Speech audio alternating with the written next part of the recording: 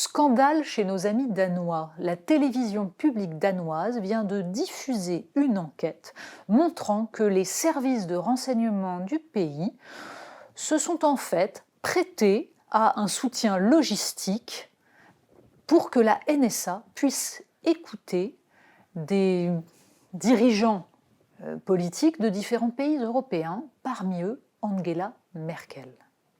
Alors on savait en fait depuis 2015 que les États-Unis écoutaient les dirigeants européens. Dans la suite des Wikileaks, l'information avait été diffusée, sans d'ailleurs que cela donne lieu à autre chose que quelques protestations vagues, notamment de la part d'Angela Merkel elle-même. La France avait été d'une discrétion absolue sur la question. Mais voilà donc que l'on apprend que nos amis américains ont donc utilisé leur collaboration avec les services de renseignement danois pour partir à la pêche.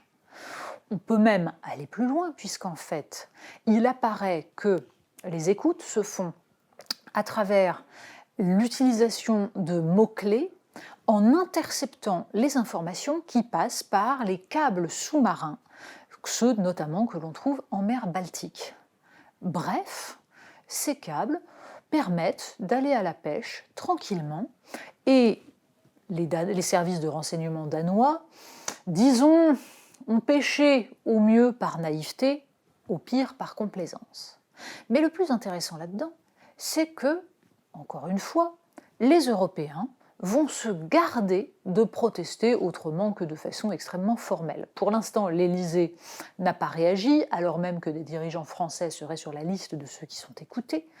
Mais le plus intéressant, c'est donc en Allemagne, puisque, par exemple, le chef de file de l'opposition entre 2012 et 2014, au moment où les écoutes ont été effectuées, Frank-Walter Steinmeier, avait déjà fait l'objet de ces révélations. En 2015, le Süddeutsche Zeitung et Mediapart et Le Monde avaient signalé qu'il faisait partie des personnalités écoutées. Et pourtant, aujourd'hui, le même Frank-Walter Steinmeier explique qu'il n'a jamais eu connaissance et qu'il n'a aucun souvenir d'avoir été concerné par ces écoutes. Décidément, le SPD allemand, les sociodémocrates, n'ont aucune envie de se fâcher avec l'allié américain. Le cas d'amnésie de Steinmeier est assez répandu. Personne en Europe n'est décidé à tirer les conclusions véritables de ces écoutes.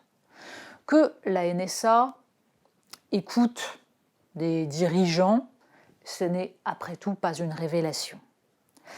Que cela émane des Américains au moment où Barack Obama, et non pas Donald Trump, dirige les États-Unis, nous rappelle que le grand méchant Donald Trump n'a pas inventé l'instrumentalisation de l'Europe par les États-Unis et que non, les démocrates ne sont pas des philanthropes amoureux de l'Europe.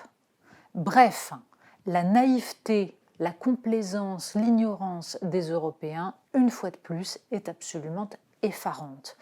Mais la conclusion à tirer doit être celle des Français, à savoir qu'il faudrait qu'ils tiennent compte du fait que jamais ils ne pourront, en Europe, s'appuyer sur des pays comme l'Allemagne ou le Danemark, ou les pays scandinaves, ou les pays d'Europe de l'Est, pour réellement mettre en place une indépendance européenne qui permettrait de ne pas être les dindons de la farce.